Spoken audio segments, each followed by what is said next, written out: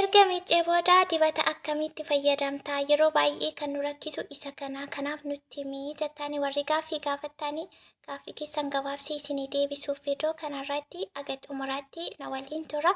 Jirtu miti nagaa keessanii warri haaraa taatan sabiskiraayib gochuuti maatii ta'a. Akkasuma viidiyoo laayik gochuun jalqaba. Anis laayikiin jalqaba. Isinillee akkasuma sheer gochuun irraanfatina.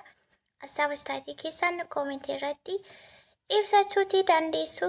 Kun egaa akkuma asirratti argaa jirtanii anamma miiceetiin bahee jechuudha. Miicee xiqqoo tureera. Daqiiqaa 10 akkas wayii turee jira jechuudha. Fooxaa itti marii amma immoo wanta gochuuf deemu qibaatii akkamii kan fayyadamu akkamitti akkan fayyadamu sirriitti ilaala. Baay'ee isin fayyada waan ta'eef akkasumallee warri gaaffii qabdan deebisanii ta'a. Kun egaa akkuma argitanii amma maal akkan gochuuf deemu walumaan ilaalla. Qibaatiin illee akkam akka ta'e akkamitti akkan fayyadamu isin fayyada. Akkasumallee gaaffii keessaniif deebiidha jedhee yaadaan dibaatiin fayyadamu kanuma suma sirratti amma arguuf deemtan kanadha. Wanti addaa hin jiru. Garuu akkaataatti fayyadamaa irratti garaa garanatti fakkaate kunuunsa kanaa jechuudha.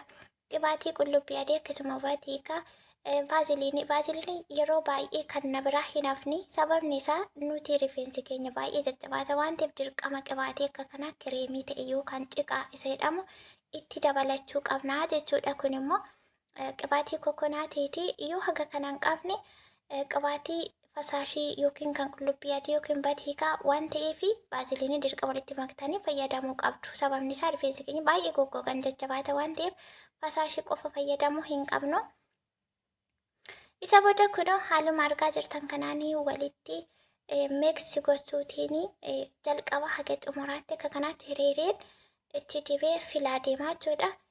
Haga xumuraatti waliin obsaatii ilaala isin keessattuu warri qibaatii barbaaddanii jechuudha. Qibaatii qullubbii adii irraa hojjetamu kun akkasumallee heergiroo kan jedhu yookaan immoo rifeensa kan dheeressuu danda'u jechuudhaan ofirratti argee.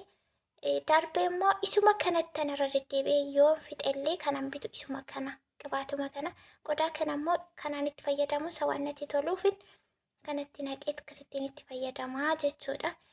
Keessattuu xiyyoonsaa kan isin jalaa goggoguu caccabuu ciccitu yeroo filamullee rifeensa kan miidhu isa xiyyoo isaati waan ta'eef qibaatii vaaziliinii waan akka kokonaatii kireemii ta'edha kan isin itti dibuu qabdan. Kun akka kanaatti akkasiin lallaafuuf.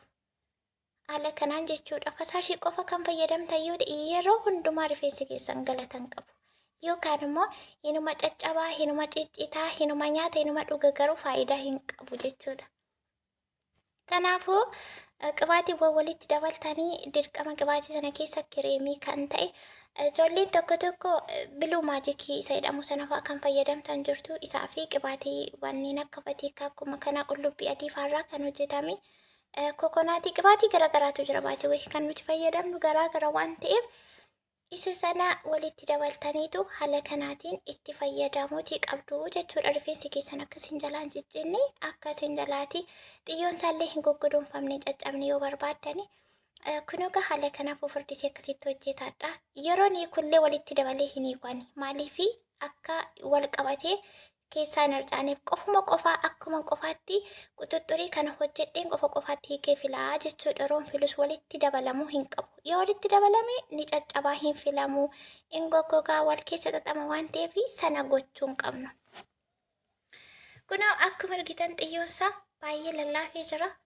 Maaliif vaaziliinii sanaatiin jalqaba isaarratti akkasitti qibaatii akka kanaatti dibanneetu dhuma isaarratti immoo kun vaaziliinii xiqqoo ishee akkasuma immoo qibaatii kana kokonaatiidha. Baay'een keessan ni beektu. Qibamoonni warri hin qabnes immoo vaaziliinii yoo fayyadamtan rakkoo tokko hin qabu. Tokkuma waan ta'eef. Kun egaa akkuma argitanii haala kanaatiin erga itti dibdanii booda quxuxurii fufurdistanii akkasitti hojjetachuudha qabdu. Fufurdaan kun tokkoffaa rifeensaaf gaariidha. Lammaffaa immoo yeroollee ni qusata. Ana waan baay'ee na fayyada. Waan baay'ee yeroo hundumaa kana jechuudha kan hin hojjetadhu. Akkasuma istishwaariillee nan fayyadaman. Istishwaariin isa filu sana otoo filuu kan lallaafisu kanallee yeroo baay'ee agarsiiseen ture isinitti himee ture. Istireetii yookaan immoo baala istiraasa tokkos otoo hin taane isa filu sanatu baay'ee gaariidha. Inni tokkosu rifeensa ni miidha, ni gugguba kukkutaa deema xiyyoosa. qircitti godheetoo kan taane gochaa deema. Rifeensa yeroo hundumaa tokko sun yeroo hundumaa istireetii gochuun sirrii miti. Garuu immoo warri rifeensi keessan baay'ee jajjabaatu istishuwaarii isa akka filaa sana filuutiin xiqqoo ho'isuutii qabda akka lallaafee isinii filamu yookaan walirraa isinii qoodamutti. Kan kanarraa fi akkasuma rifeensatti abidda baay'isuuni tokkosuun maal gochuuni faayidaa hin qabu rifeensanii miidha malee jechuudha. Kanaafuu akkasiin godhiina. Ammallee kanan isinitti immoo baay'een keessanii isinii galuu dhiisuu danda'a waan ta'eef gadi buutanii viidiyoo baay'ee kanaan dura hojjechaa ture. Sirriitti ilaaluutii dandeessu. Waan baay'ee achirraa barattu achirraa argattu kan rifeensa keessaniif ta'u. Seera qabeessaan immoo kan itti fayyadamtanidha yoo ta'e akka isinii itti jijjiirama argattanii jaallattanii shakkiin qabu kunoo kana fakkaataa amma gara xumuraatti hin jira jechuudha. Haaluma kanaan qucuccurii isaa irratti hojjedhee qibaatii akkuma argitanii batiikaa akkasumallee qibaatii qullubbii adiirraa hojjetame sun kan addarraan dhumellee qullubbii adii fireeshii isaallee fayyadamtan fireeshii qullubbii adiitti illee akkamittiin akka fayyadamtan rifeensa adda gubbaarranii luluqqa'ee bubuqqa'ee maal ta'e akkamittiin akka deebisu baay'ee hojjedheera viidiyoo fuuldurattis naan isinii fidaa jechuudha. Garuu immoo guyyaarraa gara guyyaatti viidiyoo akkan hojjedhu kan taasisu yoo isin laayik gootanii sheer gootanii namoonni ilaalan viidiyoon ilaalame guyyaa guyyaatti fidan ilaalu taanaanii faayidaa hin qabu waan ta'eef isiniif illee kanaafuu sheerii gochaatti fayyadamaa dhumni isaa kana fakkaata baay'ee bareeda. Yeroo niikuusii akkasumatti hiikeen tokko hiikeen bakkuma sanatti filee bakkuma sanatti deddeebisaa jechuudha. Haga gaafan guyyaa miicuutti kanan miicu immoo torbanitti yeroo tokko qibaatii kanallee har'a tokko dibee miti amma torbee kanaatti qibaatiitti hin dibu yeroo tokkotti dibaa jechuudha. Rifeensa akkanii fayyadu guyyaa guyyaan qibaatiitti dibuutti baay'isuutii miti. Biqiltuun bishaanitti baay'ate hin goga malee firii gaariin kennu. Murteessaan akkaataa qabannaa keessanii akkaataatti fayyadama keessanii isa kanadha malee qibaatiin baay'ateef miti jechuudha. Kanaafuu haala kanaatiin itti fayyadamuu dandeessu. Qibaatiin kana fakkaata. Kan kanarraa hafe immoo gadi buutanii viidiyoo kanaan dura hojjetu. Sirriitti hordofuudhaan waan baay'ee achirraa argachuu barachuutii dandeessu. Isiniin ja'a viidiyoo biraatiin hagan deebi'ee dhufutti isa kana laayik sheer gochuun namoota baay'ee hiriyoota keenya hedduu isaanii biraan qaqqabsiisaa. Kun akkuma asirratti argitanii waan akka kanaafaa gaggala gashii akkuma natti dhufe istaayilii manatti dhufeen fayyadamanii guyyaa lamatti hagan gaafa miicutti guyyaa lamatti waan akka kanaallee nan hojjedha.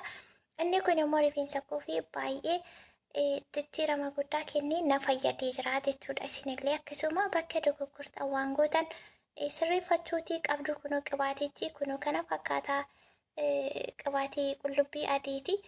Viidiyoon haa xumuramu ni dheerata waan ta'eef viidiyoo biraan hagan deebi'ee dhufutti bakka hirtanitti nagaa ta'a baay'ee.